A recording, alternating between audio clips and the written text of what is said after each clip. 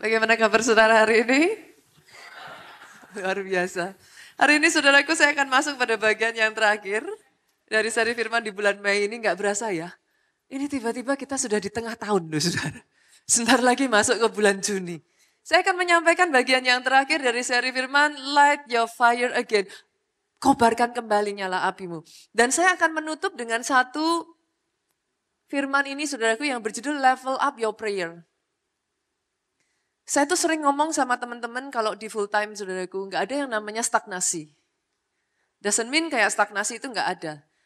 Tetapi dalam kehidupan ini kita tuh cuman punya dua pilihan ya saudara. You either up, saudara either level up, saudara naik, atau ya kalau saudara stagnasi, it's about to go down gitu aja. Pilihan saudara cuman itu aja. Apakah saudara naik ataukah saudara turun? Dalam kehidupan rohani juga sama loh. Pilihannya cuma dua.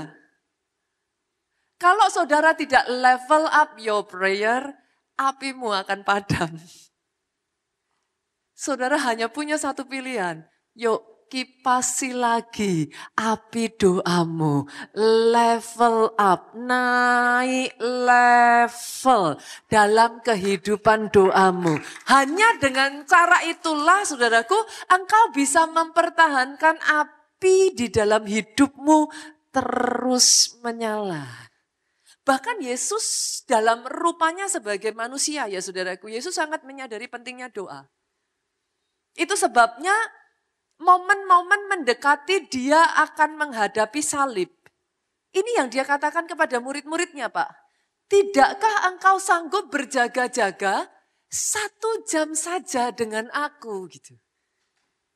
Tidak bisakah gitu. Kita buka dulu ya, ayatnya kita lihat yuk. Matius pasalnya yang ke-26, ayatnya yang ke-40 sampai ayatnya yang ke-41. Setelah itu, Yesus kembali kepada murid-muridnya itu dan mendapati mereka sedang tidur. Boleh nggak saudara kalau baca Alkitab kita breakdown satu-satu ya?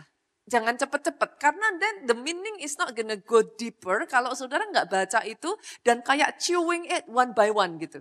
Ayat yang ke-40 ini ngomong gini, setelah itu ia kembali kepada murid-muridnya. Pertanyaannya loh, berarti sebelum itu dia ngapain? Itu sebabnya di dalam Alkitab ya jangan baca hanya satu-satu saudara. Nanti pulang dari sini saudara cek ya. Bahkan sekarang saudara boleh buka. Ayat yang ke-39, Tuhan itu, Yesus itu berdoa. Itu sebabnya ketika dia kembali kepada murid-muridnya, dia berharap murid-muridnya sama-sama berdoa. Alih-alih dapetin muridnya berdoa, ayat ini ngomong, mereka didapati sedang tidur. Kata mereka di sini, saya rasa nggak terlalu berlebihan kalau saya ngomong, berarti muridnya yang tidur bukan cuma satu. Setidaknya kalau ditulis mereka, lebih dari satu. Dan lebih menyenangkannya lagi ayat ini berlanjut. Dan ia berkata kepada Petrus, tidakkah kamu sanggup berjaga-jaga 1 jam dengan aku? Berarti fakta bahwa Yesus ngomong sama Petrus, tidak sanggupkah engkau berjaga-jaga 1 jam? Petrus termasuk yang tidur. Make sense ya, Bapak Ibu? Kenapa ayat ini jadi menarik buat saya? Karena come on, kita tahu Petrus itu salah satu dari murid Yesus yang paling dekat sama Yesus. Kemanapun Yesus pergi, yang lain mungkin tidak ikut, tapi Petrus, Yohanes, Yakobus akan selalu ada di sana. Berbicara kedekatan dengan Yesus, saudaraku, berbicara tentang pelayanan, Petrus nomor 1, Pak.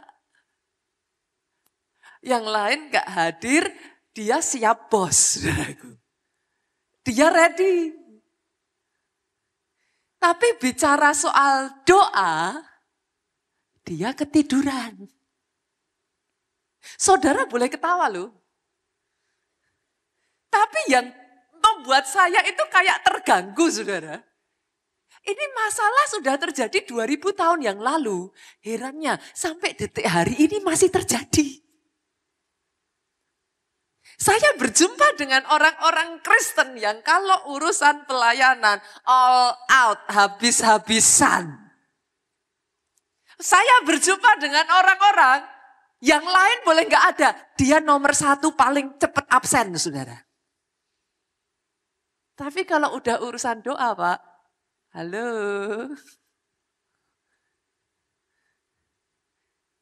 Tidak sanggupkah engkau berjaga-jaga 1 jam dengan aku, kata Yesus. Come on. Bahkan di dalam sebuah kisah yang lain, Yesus kembali meng-highlight hal ini. Masih ingat kisah Maria dan Marta? Kita buka ya, Lukas pasalnya yang ke-10 yuk. Kita lihat ayatnya yang ke-38 sampai ayatnya yang ke-42. Saya baca ayat 38, boleh bantu saya baca ayat 39? Boleh ya? Nanti kita bergantian. Ketika Yesus dan murid-muridnya dalam perjalanan, jadi Yesus baru jalan nih saudaraku. Tibalah ia di sebuah kampung. Seorang perempuan bernama Marta menerima dia di rumahnya. Berarti Yesus ada di rumah siapa saudara? Marta. Ayat 39 yuk sama-sama. Perempuan itu mempunyai seorang saudara bernama Maria. Maria ini duduk dekat kaki Tuhan. Sampai di situ dulu. Maria ini duduk dekat kaki Tuhan, boleh nggak kita picturing nih? Yesus datang, Maria dikatakan duduk dekat kaki Tuhan sambil mendengarkan perkataannya. Boleh nggak saya ngomong bahwa setelah Yesus datang ke rumah Marta, dia khotbah? Setidaknya dia sharing. Dikatakan Maria ini duduk dekat kaki Yesus. Di mana Marta?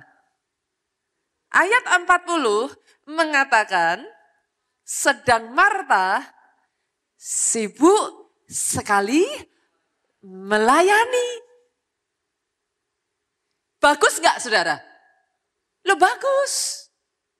Sampai dengan ayat ke-40 awal ini, nggak ada yang salah di sini. It's okay, Marta melayani, dia sibuk sekali. Maria dengerin Yesus sedang sharing, so what's wrong with it? Then the problem begin. Di ayat 40 mulai ngomong, sedang Marta sibuk sekali melayani, ia mendekati Yesus dan berkata, Tuhan, tidakkah engkau peduli bahwa saudaraku membiarkan aku melayani seorang diri, suruhlah dia membantu aku. Pertanyaan saya, salah enggak Marta melayani? Oh, saya harus mengatakan ini kepada saudara. Pelayanan itu sesuatu yang penting. Aminnya boleh yang paling keras. Izinkan saya mengatakan kepada saudara, bahkan saudara yang belum melayani, senggol kiri kanan, Pak, ayo melayani. Loh benar saudaraku, there is nothing wrong, it's good. Be a blessing, jadi berkat. Satu dengan yang lain. Kerjakan tugas pelayananmu dengan setia. Aminnya lebih keras lagi. Oh, kawan kalau mau tepuk tangan yang paling meriah. So what's wrong with it, Pastor? Yang jadi masalah adalah di tengah kesibukannya. Marta lupa. Apinya akan padam kalau dia tidak mengisinya. Tidak di-recharge, kalau tidak dipenuhi. Yang terjadi apa Pak? Tuhan, lihat itu. Enak aja dia duduk, aku nih sibuk, capek. Tanpa doa, pelayananmu jadi beban. Tanpa doa Pak, sesuatu yang seharusnya sangat baik bisa berakhir dengan sungut-sungut. Yesus mengatakan kepada Marta, Marta, Marta, engkau khawatir dan menyusahkan diri dengan banyak perkara, tapi hanya satu saja yang perlu. Maria telah memilih bagian yang terbaik yang tidak akan diambil daripadanya. Bukan karena pelayanan tidak penting. Tapi jangan pernah lupakan, api di atas mezbah harus menyala. Jangan dibiarkan padam. Saudara nggak bisa ngomong sama saya, kalau aku tidak mengobarkan api doaku, artinya stagnasi. No, you are about to go down. Either saudara kipasin api itu sampai dia menyalanya semakin besar, atau either it will just go down. Nggak ada pilihan yang lain, itu yang terjadi di Korea. Sejarah sudah berbicara kepada kita, saudaraku. Setelah Perang Dunia Kedua, saudara, bangsa-bangsa di dunia ini menjadi miskin. Salah satu, saudaraku, Tuhan bergerak dengan cara yang begitu luar biasa dan terlihat sangat kentara, saudara, adalah di South Korea. Tuhan pakai salah satu tokohnya pada saat itu, saya nggak tahu apakah saudara pernah dengar nama ini, Pastor Yong Gi-cho. Kegerakan doa yang begitu kuat itu melanda Korea pada saat itu, saudara. Pastor Cho adalah orang pertama yang mempopulerkan istilah doa fajar. Sorry loh saudara, doa fajar ini bukan doa pagi. Kalau doa pagi jam 5, jam 6. Kalau doa fajar jam 3. Senggol kiri kanan tanya, where are you? Baru ngapain Pak? Jam 3, jam 4. Kayaknya saudara ngorok. Menurut saudara, doa fajar macam begini, jam 3, jam 4 pagi, Pak yang datang berapa banyak?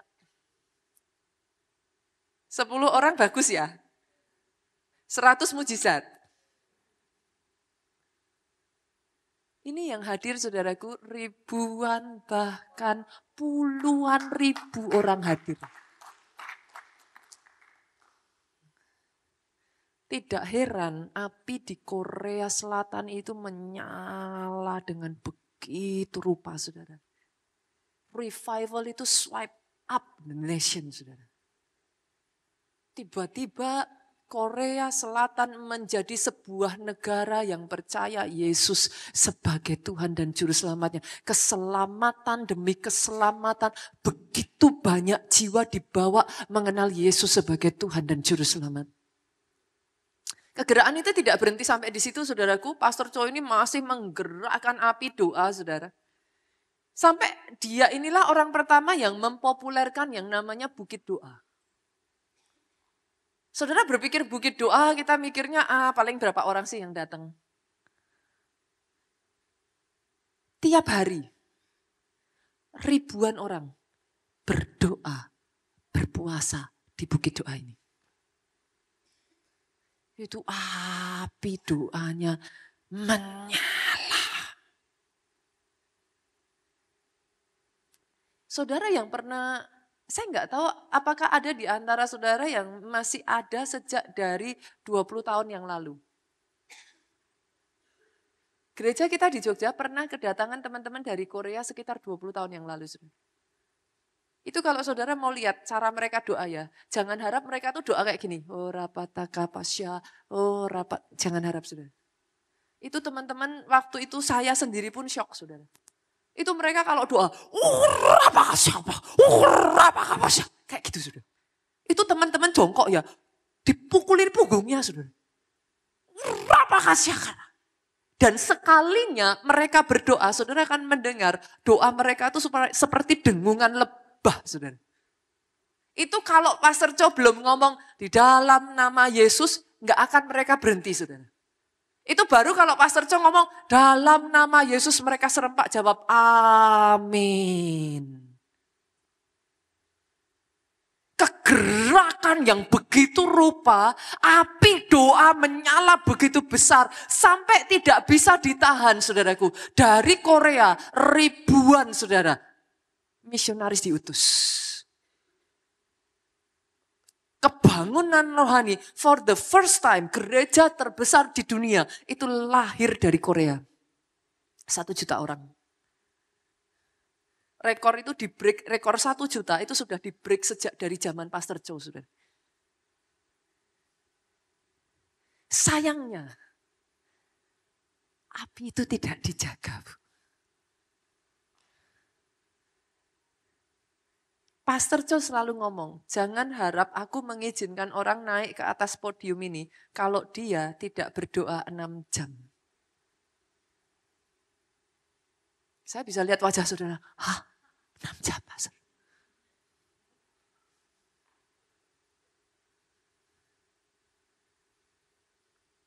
Waktu berjalan saudaraku, you do not have other choice. Kalau enggak level up, then it will go down. Firman hari ini adalah a wake up call. It is something urgent, Pak. Kalau api doamu tidak dinyalakan, cepat atau lambat, rohmu akan padam. Dan ketika roh padam, disitulah when everything becomes ugly. Ketika rohmu padam, saudaraku, pelayanan yang seharusnya menjadi sesuatu yang luar biasa, pelayanan yang adalah privilege, it becomes a burden. Ibadah yang seharusnya itu jadi recharge waktu di mana saudara di-refresh kembali, it becomes a routine. Tidak ada lagi nyawa di sana. You will not gonna get anything. Izinkan hari ini saya memanggil kembali anak-anak Tuhan di tempat ini. Jangan hanya all out habis-habisan untuk melayani. All out habis-habisan untuk berdoa. Api di atas mezbah harus dinyalakan. Aminnya yang paling keras. Tepuk tangannya boleh yang paling meriah buat Yesus Tuhan kita. Pertanyaannya sekarang saudara. Pastor kalau gitu saya tahu nih, penting sekali bagi kita harus nyalakan api. Saya ingin mengajak kepada saudara untuk melihat, yuk be aware. Ada hal-hal yang kalau kau izinkan masuk, itu menyebabkan apimu padam loh. Wake up. Jangan naif. Sadari di sekeliling saudara ada hal-hal yang kalau kau biarkan masuk, kalau kau nggak hati-hati, itu akan memadamkan api. 5 hal yang akan saya bagikan buat saudara. Yang pertama saya akan ajak saudara buka terlebih dulu. Kita lihat di 2 Timotius saudaraku. 2 Timotius pasalnya yang ketiga ayatnya yang pertama sampai ayatnya yang kelima. Ayat ini ngomong seperti ini. Ketahuilah bahwa pada hari terakhir akan datang masa yang sukar. Kata ketahuilah artinya saudara diminta untuk tahu. Karena ada banyak orang Kristen naif. Ketika masa sukar itu datang ditengking. Mau saudara tengking kayak apa? Sudah dikatakan. Yang perlu kita lakukan adalah ketahuilah. Mau ditengking juga gak akan pergi saudara. That will happen. Dan masa sukar itu saudaraku ditandai dengan ayatnya yang kedua. Manusia mencintai dirinya sendiri dan menjadi hamba uang. Hari-hari ini sekian waktu yang lalu ya saudaraku, pernah enggak? Ada satu kata yang dipopulerkan, self-love. It becomes very popular. Bunita, apakah salah dengan self-love? Of course, kalau saudara mencintai diri saudara sendiri itu enggak salah. Masa saudara benci diri saudara sendiri? Sampai di titik itu everything is okay. Tapi kalau saudara bawa lebih dalam, hati-hati loh saudaraku. Hati-hati loh. Kalau enggak hati-hati, engkau jadi egois. Jadi mencintai diri sendiri. Kalau enggak hati-hati, come on. Agendanya Tuhan bukan jadi prioritas. Yang penting saya happy, Pastor. Yang penting saya nyaman, Pastor. Yang penting sayanya oke, Pastor. It's not always like that. Berapa banyak di tempat ini percaya bersama dengan saya. Kita ini people with vision. Saudara ada di muka bumi ini bukan kebetulan. Yang percaya katakan amin yang paling keras. Ada tujuan Tuhan atas hidupmu, hidupmu, hidupmu, hidupmu. Enggak pernah sebuah kebetulan. Hidupmu bukan untuk santai. Hidupmu ada mission yang harus accomplish. Ada agendanya Tuhan. Harus dikerjakan atas kehidupanmu. Kalau enggak hati-hati saudara. You forget about it. Karena di sekeliling, di sekitar kita yang terjadi coba lihat saudaraku. Mereka membual dan menyombongkan diri. Sekarang pada bersaing. Itu sebabnya zaman sekian waktu yang lalu saudara kenal istilah sultan. Sampai heboh ya. Menyombongkan diri. Mereka menjadi pemfitnah. Mereka berontak terhadap orang tua dan tidak tahu berterima kasih. Beberapa waktu yang lalu, masih ingat Indonesia digemparkan apa? Seorang anak dari keluarga baik-baik membunuh orang tuanya. Kejadian itu beruntun saudaraku beberapa kali terjadi dan itu mengagetkan Indonesia. Para psikolog mempelajari what's wrong, apa yang sedang terjadi hari-hari ini. Ayat ini sudah mengatakan saudaraku. Masa itu akan datang. Bahkan kalau saya boleh ngomong sudah datang saudara. Orang jadi nggak tahu terima kasih. Jujur saudara, Bapak Ibu yang hidup di sekian generation ya, kalau saudara ingat ya, saya aja ingat-ingat di zaman nenek saya, saudara. Orang itu kalau kerja, itu pengabdian. Coba renungkan perkataan saya ini. Wajar orang itu kerja 10 tahun, 15 tahun. Di rumah saya ya saudaraku, ada karyawan-karyawan dari orang tua saya, bahkan sampai sekian waktu yang lalu ya, sampai berhenti itu bukan karena bosen, berhenti bukan udah enggak niat. Karena memang udah enggak bisa lagi. Itu pun merasa bersalah. Zaman sekarang coba Pak, orang baru kerja 1 tahun aja saudara udah hebat. Berapa banyak yang baru kerja, hitungan bulan udah keluar. Look around you. The shifting is happening. Mereka ayat ini mengatakan tidak mempedulikan agama. So sad, saudara. Poin pertama saya yang kalau kau izinkan dan tidak hati-hati engkau jaga, sekularisme bisa membunuh api.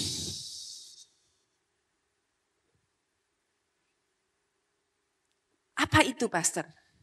Nilai-nilai dunia yang tidak kau filter melalui firman, kau telan bulat-bulat, itu jadi nilai rumah Tuhan. Itu bahaya, saudara.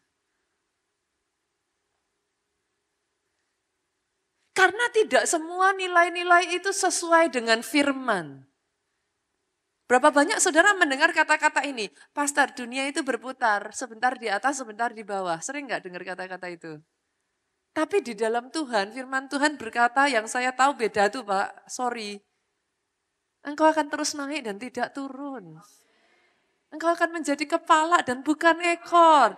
Jangan terima perkataan sekularisme yang akan memadamkan api. Tadi saya baru aja diceritain saudaraku. Pastor thank you. Saya diingatkan nih. Karena Tuhan bawa saya sedang naik-naiknya. Orang-orang jadi ngomong, naik ada waktunya, nanti kan turun. Tapi ketika tadi firman diberitakan, dia berkata, seperti ada yang dihancurkan. Aku percaya atas hidupku. Naik, terus naik, tidak turun. Ada sangat banyak saudara. Kalau kita nggak hati-hati, kau izinkan perkataan-perkataan sekuler itu masuk. Dia bisa meracuni loh. Yang penting saya bahagia, ayatnya mana? Cari, kasih ke saya. Engkau bahagia ketika engkau hidup dalam rencana Tuhan, aminnya yang paling keras. Hati-hati saudara. Karena ketika enggak hati-hati, apimu bisa ikut padam. Kita dalam hidup ini ya saudara, harus paham. Manusia itu terdiri dari roh, apa? Jiwa, tubuh. Masing-masing ada proporsinya. Saudara kirim anak saudara sekolah tujuannya untuk apa? Belajar. Belajar membuat jadi apa? Pintar. Pintar itu berarti yang diolah apanya? Pikirannya. Di sekolah PPKN mengajarkan apa? Sopan santun. Mengajarkan yang baik, yang salah. Yang diolah apanya? Rasa, hati, perasaan. Harus tahu mana benar, mana salah. Tapi kalau saudara pergi ke gym, apa yang saudara lakukan? Olah raga. Yang diolah apanya? Tubuh. Tubuh ditrain, tubuh dilatih sehingga jadi sehat. Pertanyaannya, kalau ke gereja ngapain? Cari jodoh, pastor.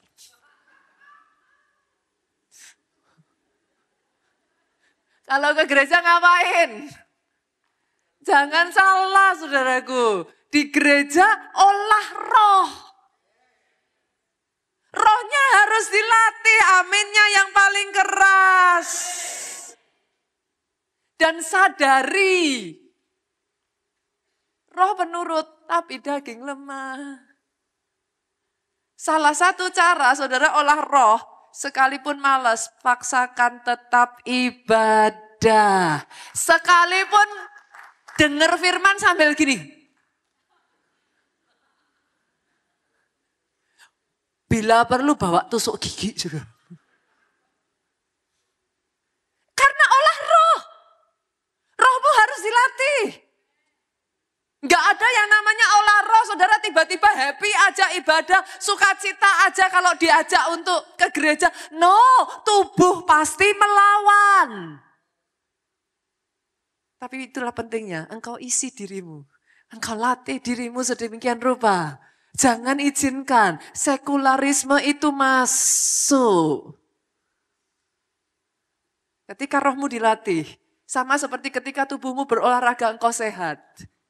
Ketika rohmu dilatih, dia jadi kuat. Apinya menyala lagi. Apinya berkobar lagi. Justru kalau sudah seperti itu, nggak ke gereja, ada yang kurang. Berarti udah jadi, saudara. Apinya menyala. Yang kedua, apalagi yang bisa membunuh api? Modernisasi tanpa Roh Kudus. Pastor, apakah modernisasi itu dosa? No, I don't think so. Modernisasi is good. Apakah teknologi itu nggak bagus? No. Saya adalah orang yang sangat mempercayai bahwa teknologi itu penting, saudara. Cuman, sadari ini ya, Google bisa jawab pertanyaan saudara. Tapi Google tidak bisa memberikan engkau superior wisdom loh. Hikmat super datangnya dari Tuhan, saudara. Sehebat-hebatnya Google dia nggak bisa ditukar. AI, saya mengajarkan teman-teman di full time, ayo harus belajar pakai AI. Tapi sehebat-hebatnya AI, hanya Tuhan loh yang tahu kedalaman hatimu yang paling dalam. Jangan salah. Sehebat-hebatnya teknologi hanya Dia, sang pembuat mujizat. Ada hal-hal sampai pada batasan tertentu kok bisa gunakan teknologi. Tapi teknologi pun terbatas, Pak. Dia yang bisa mengerjakan semuanya itu. Modernisasi is good.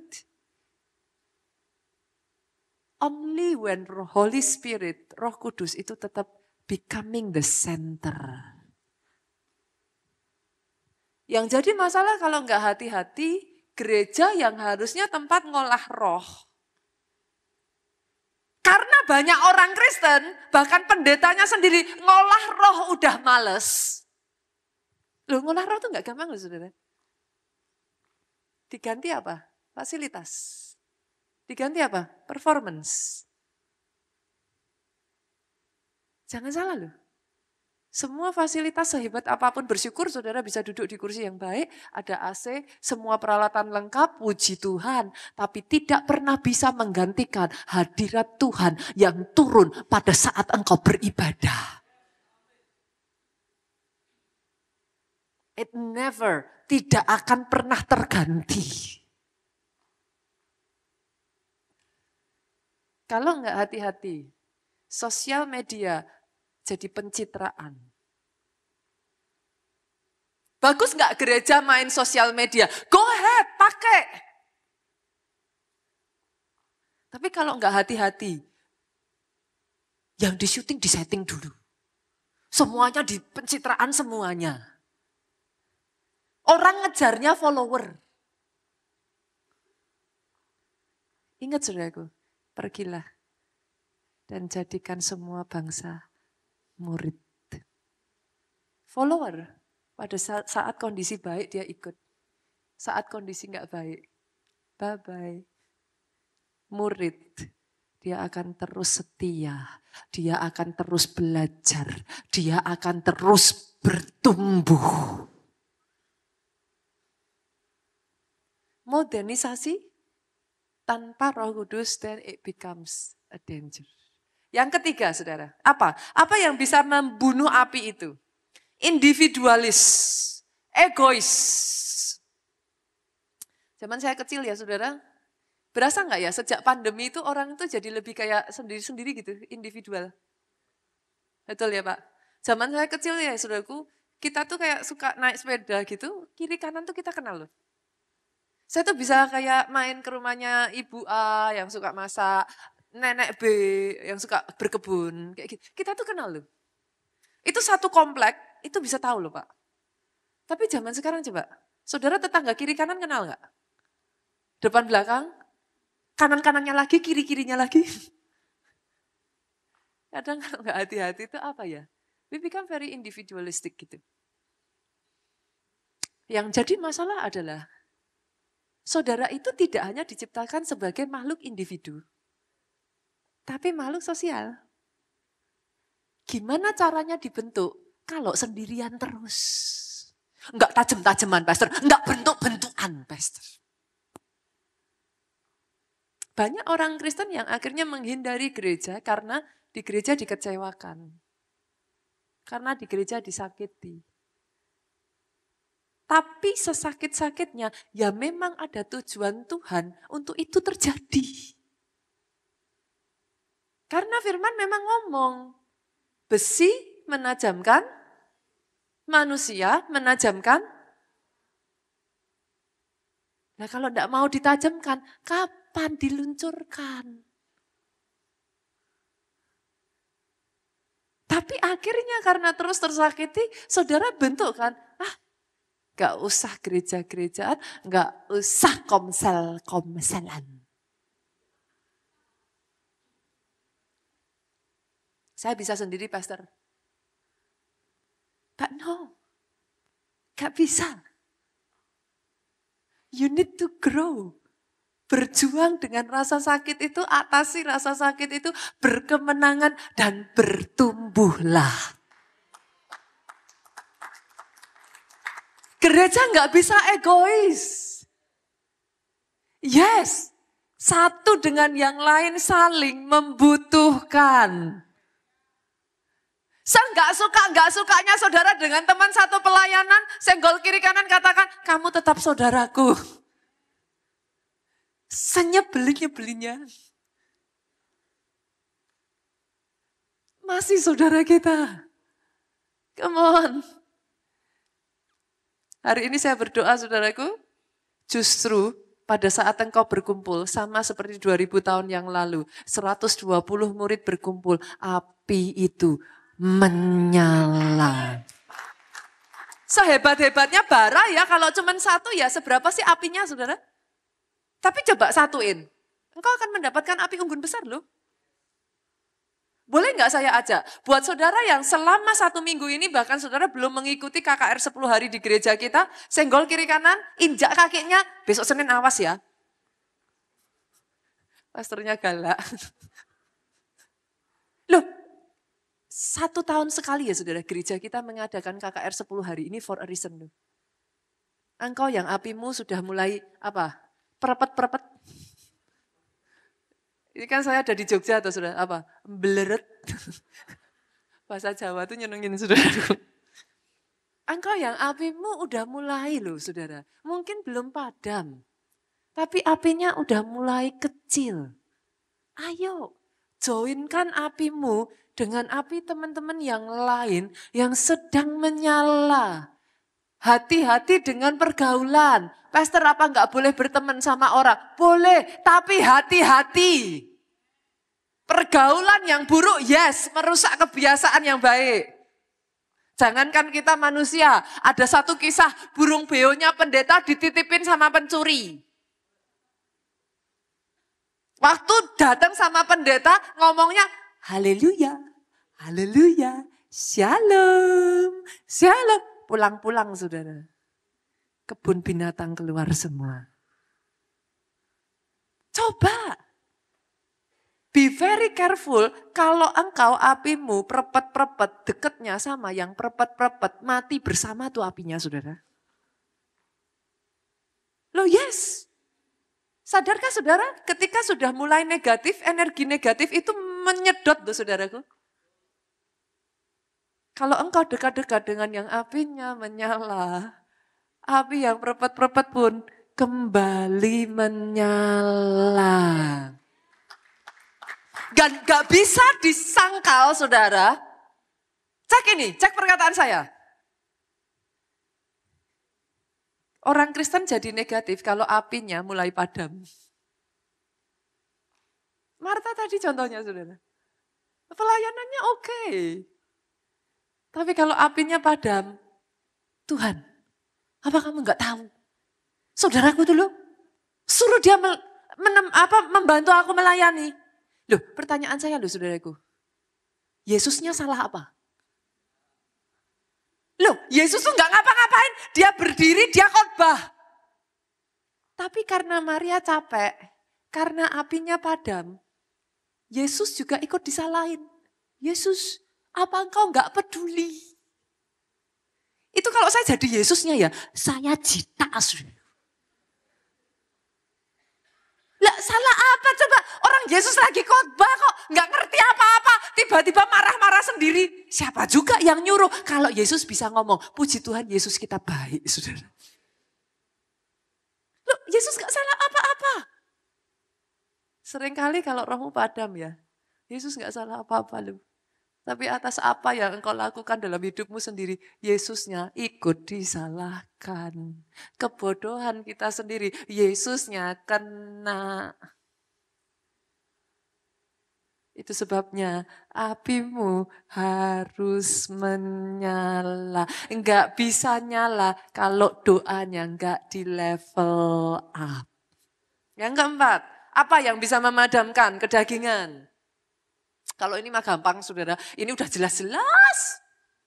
Kelihatan saudaraku, karena keinginan daging adalah maut, keinginan roh adalah hidup dan damai sejahtera. Saudara mau tahu yang paling gampang dari keinginan daging? Yang paling basic. Suruh tubuhmu gak makan, nanti ngelawan saudara. Loh saya jamin, di sini kegerakan doa puasa, saudara langsung haleluya gitu. Hah? Puasa pastor. Padahal gak kurang-kurang loh. Saudara makan, sehari makan berapa kali? Iya kalau 3. Ada yang 4, ada yang 5, ada yang curang. Waktunya tidur, masih makan. Jam 12 malam, jam 1 pagi, harusnya sudah ngorok, masih nyemil. Coba, kalau saudara mau tahu daging itu hidup ya, nomor 1 paling gampang, suruh puasa. Nanti coba lihat apa yang terjadi. Begitu buka, malam balas dendam. Tubuh itu real. Dan sadari ini saudaraku, satu prinsip ini. Kau punya yang namanya tubuh, kau punya yang namanya roh. Di tengah-tengah itu namanya jiwa. Di dalam jiwa ada yang namanya pikiran, perasaan, kehendak. Kehendak itu keinginan. Galatia 5 ayat 17 ngomong gini. Di dalam diri kita ini ada dua keinginan. Satu keinginan roh, satu keinginan daging. Itu akan terus ada di situ, Pak. Itu sebabnya Alkitab ngomong, Galatia 5 ayat 18 itu. Itu sebabnya kau pengen lakuin sesuatu tapi enggak kau lakuin. Apa yang kau inginkan bukan itu yang kau lakukan. Udah tahu selingkuh dosa tapi enggak bisa berhenti. Saya berkali-kali nyatain ini kok. Enggak ada orang gila yang ngomong pagi hari bangun terus bilang, hari ini aku mau selingkuh. Enggak ada. Tapi simple. Tubuhmu ada namanya roh, ada namanya tubuh, di tengah-tengah jiwa. Jiwa punya keinginan, satu keinginan roh, satu keinginan daging. Yang mana yang dikasih makan? Daging kita sudah tahu, 3-4 kali tadi sehari. 5, 6, enggak tahulah saudara jawab sendiri. Rohnya dikasih makan kapan? Seminggu sekali. Itu pun kalau nggak didiskon. Diskon apa pasar? Datangnya terlambat nggak? Udah seminggu sekali, 2 jam, dengarnya cuma pas firman. Diskon kan 50% saudaraku. Terus kalau kayak gitu saudara pengen keinginannya ngikutin yang roh. Forget it. Yang satu dikasih makan 3-4 kali sehari. Yang satu seminggu sekali. Belum tentu. Gak bisa. Padahal ayat ini ngomong. Roh membawa hidup dan damai sejahtera. Daging menuju kepada maut. Hari ini saya harus mengatakan kepada saudara, setiap kita di tempat ini, Yesus tidak memanggil engkau untuk hidup dalam daging. Sadari, lawanmu iblis. Lawanmu iblis. Orang Kristen punya musuh loh saudara. Halo, jangan naif. Orang Kristen punya musuh. Lawanmu siapa? Yang datang sama suami istrinya kiri kanan katakan, kita nggak musuhan. Lawanmu bukan darah dan daging. Artinya bukan yang duduk di samping kiri kananmu. Yang sepakat katakan amin. Lawanmu siapa? Iblis. Dia cari celah. Kalau engkau nggak nyalakan engine roh, tinggal tunggu waktu. Keinginan jiwa itu akan ngikutin yang daging. Jadi kalau itu ngikutin daging, jangan kaget. Yang sepakat aminnya yang paling keras. Apinya harus dinyalakan. Hanya ketika rohmu menyala, keinginanmu yang di tengah itu, di jiwa itu, baru bisa diarahkan ke yang roh. Jangan heran ya saudaraku. Itu sebabnya nonton K-pop lebih gampang dari dengerin khotbah. Nonton K-drama berjam-jam, bisa kan? Bisa nggak? Bisa. Coba dengerin khotbah. Tiba-tiba nanti saudara gini nih, daging saudara akan ngomong, ngantuk, capek. Tapi kalau nonton K-drama mau sampai jam 3 pagi, matanya melek tuh saudara. Sampai udah yang kayak gini-gini masih saudara giniin. Kenapa? Karena daging itu real. Be very careful, daging itu real. Yang kelima saudaraku, yang terakhir, mata rohnya masih tertutup. Tadi 2 Timotius 3 tadi ngomong, banyak orang tidak mempedulikan agama. Matanya masih tertutup. Karena tertutup, saudara jadi nggak bisa ngeliat. Sampai saudara hanya bisa pada saat saudara mulai membangkitkan kembali dalam doa. Itu baru saudara bisa, nanti rohnya terbuka saudaraku. Pada saat rohnya terbuka dan ibadah itu punya nilai yang sangat besar saudara. Alkitab berkata, latihlah dirimu untuk beribadah sebab ibadah itu punya nilai kekekalan. Bukan hanya nilai jiwa yang ada di kehidupan sekarang, tapi nilai kekekalan. Oke, saya tarik ya, Pastor kalau gitu berarti what should I do? Tuhan Yesus itu ngajarin saudaraku, cara berdoa. Sebenarnya sesederhana gini, sama seperti di sini semua rata-rata akan punya handphone ya saudara. Oke. Ada nggak di sini yang hanya nge-charge handphonenya seminggu sekali? Kok senyum? Saya tanya nih, setahun tuh HP saudara cuma di-charge seminggu sekali, apa yang terjadi? Kalau nggak jebol saudara tuh handphone, senggol kiri kanan. Terus roh kita gimana nasibnya saudara? Kalau handphone aja, saudara harus cas loh, everyday loh. Ada di sini yang handphonenya tahan sampai seminggu, tuker sama handphone saya saudara kalau ada. Saya mau saudara. Tapi handphone aja, saudara setiap hari harus saudara casu. Doa, lihat ini saudara. Saya akan mengajak saudara, menarik saudara untuk melihat what happened selama engkau berdoa. Yuk kita buka Matius 6 ayatnya yang ke-6. Tetapi jika engkau berdoa, masuklah ke dalam kamarmu, tutuplah pintu, dan berdoalah kepada Bapakmu yang ada di tempat yang tersembunyi. Maka Bapakmu yang melihat yang tersembunyi akan membalasnya kepadamu. Saya boleh bandingkan dengan satu ayat lagi, saudara. A similar ayat yang kira-kira bunyinya mirip. 2 Raja-Raja 4 ayatnya yang keempat. Kemudian masuklah, tutuplah pintu sesudah engkau dan anak-anakmu masuk. Saya tarik ya saudara, saya akan tarik paralel dari 2 ayat ini. 2 Raja-Raja 4, ayat 4 bercerita tentang janda disuruh sama Elia ngumpulin bejana. Disuruh ngumpulin sebanyak mungkin. Terus disuruh masuk ke kamar, tutup pintu. Mirip ya saudara. Yang tadi Yesus juga ngajar gimana kalau engkau berdoa, masuk kamar, tutup pintu. Pertanyaan saya, pada saat tadi janda itu dan anaknya membawa bejana-bejana ini, dibawa masuk ke dalam kamar, bejananya isi atau kosong? When you pray, kita kan juga bejana toh ini. Oke? Engkau bawa bejana yang kosong itu masuk.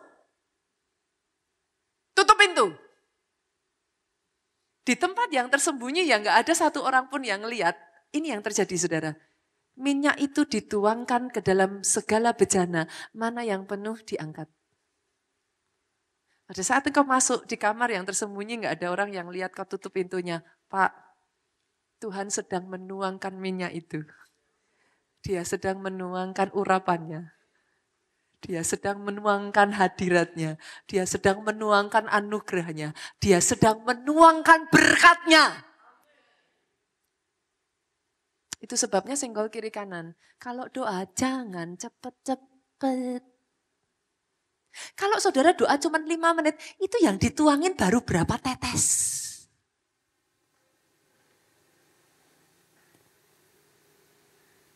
Pernah di sini nge-charge cuma 5 menit dapat seberapa? Halo. Banyak loh orang Kristen. Seringnya rohnya cuma di-charge-nya 5 menit. Terus saudara berharap 5 menit penuh. Jangan heran. Itu sebabnya ketika kau menghadapi kehidupan, sukacitamu kosong, damaimu kosong. Karena sukacitanya kosong, damainya kosong. Yang ada ketakutan, yang ada hidup constantly galau. Come on. Senggol lagi kiri kanan. Kali ini injak kakinya, doa jangan cepat-cepat. Nge-charge saja butuh waktu. Halo, saudara nge-charge, biar penuh berapa lama? Paling enggak Nah, fast charging pun coba. Nggak ada 5 menit penuh. Meledak itu saudara. Saudara aja handphone ya, kalau saudara mau ngecas, butuh sabar tuh. Butuh ditunggu tuh. Coba dicabut chargernya sebelum waktunya. Dia nggak akan terisi. Nggak enak menghadapi hidup setengah penuh, Pak. Nggak enak. Nggak enak. Hidup harus full. Di saat engkau berdoa, sukacitamu full. Masalahnya sama, bukan berarti masalahnya hilang loh. Masalahnya sama, tapi karena hidupmu full, tiba-tiba masalah berat jadi ringan. That's the difference. Masih berani berdoa seminggu sekali Bapak Ibu. Meledak loh itu nanti. Ya bisa. Moreover ya saudara. Saya nggak hanya bicara soal saudara diisi. Mobil aja, saudara tuh nggak bisa ngisi sembarangan. Bisa nggak mobil saudara diisi air? Saudara ketawa. Tapi banyak orang Kristen, instead of ngisi dengan hadirat Tuhan, kok isi dengan dosa loh. Saudara ketawa. Mobil aja bisa rusak loh. Itu manusia rohmu kayak apa tuh kalau diisi doa terus? Karatan loh saudara. Jangan heran pada saat engkau membutuhkannya, harusnya di starter, engine rohmu nyala. Kali ini saudara starter, nggak mau nyala dia. Rusak. Nggak bisa. Rohmu diciptakan Tuhan tidak diisi dengan semuanya dosa itu saudara. It's not built in for you. Saudara itu di-create di surga. Kalau ada satu hal tentang surga yang saya tahu, surga itu kudus. Engkau di-create, ketika engkau ada saudaraku, engkau tuh di-create di dalam kekudusan. Itu sebabnya segala sesuatu yang tidak kudus, cepat atau lambat akan membunuh bahkan hati nuranimu. Bohong aja terus saudara. Ngerasa gak? Bohong terus. Di sininya rasanya apa? No, saudara itu makhluk roh. Engkau bukan makhluk jasmani saja. No, engkau makhluk roh. Saya buktiin. Pada saatnya rohnya hilang, tubuh yang sama bisa gerak gak? Gak bisa. Kalau rohnya sudah diambil tubuh yang sama, dia nggak bisa bergerak. Itu sebabnya saya mengatakan, you are your spirit that has soul. Engkau rohmu yang punya jiwa tinggal di dalam tubuh. Engkau bukan makhluk jasmani saja, engkau makhluk rohani. Berapa banyak yang mau hari ini yuk, wake up. Bangun, bangun, bangun. Kobarkan lagi. Level up your prayer life.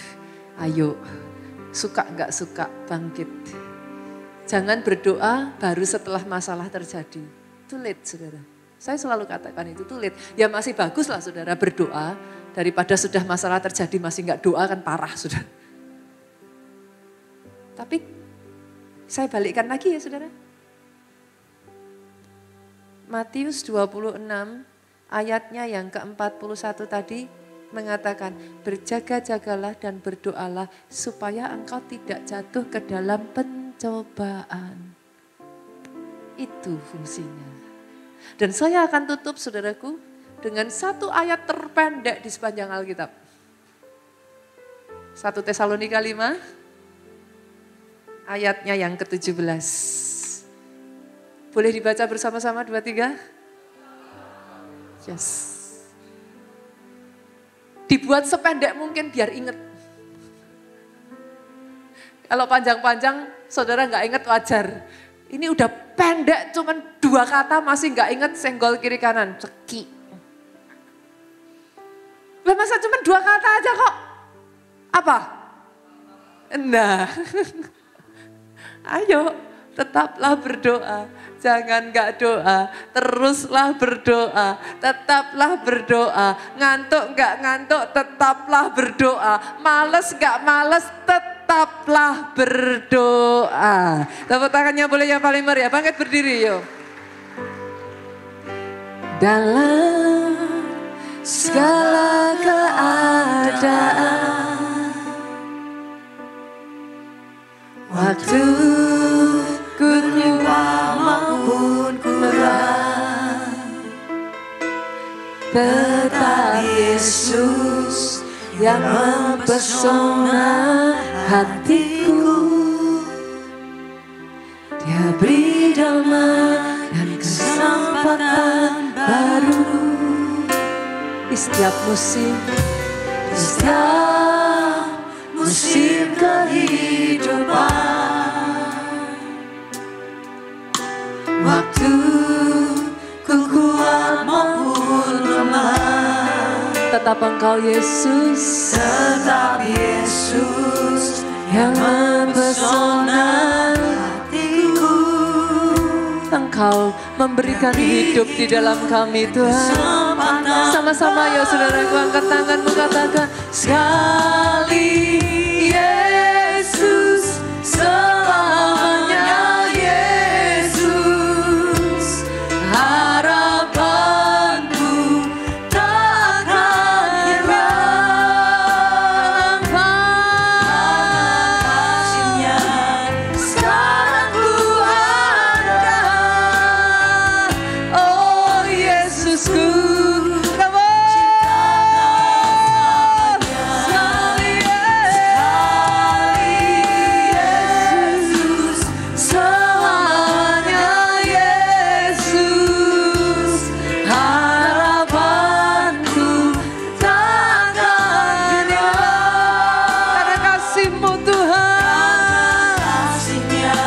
sekarang ku ada.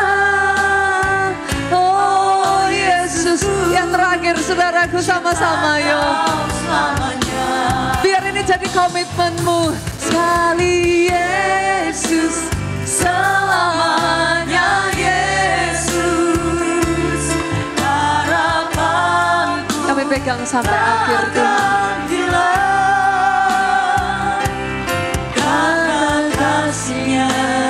Sekarang ku ada. Yesus Tuhan, oh Yesusku, ku cinta Kau selamanya. Karena kasih-Nya sekarang ku ada. Yesus Tuhan, oh Yesusku, ku cinta Kau selamanya.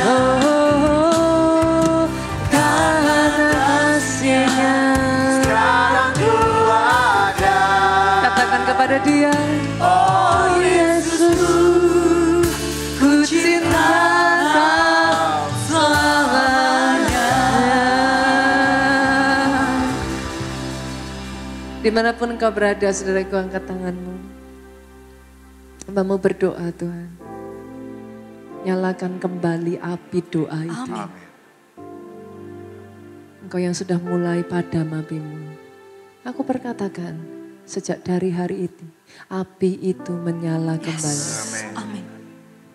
Kobarkan, kobarkan, kobarkan, kobarkan, kobarkan, kobarkan.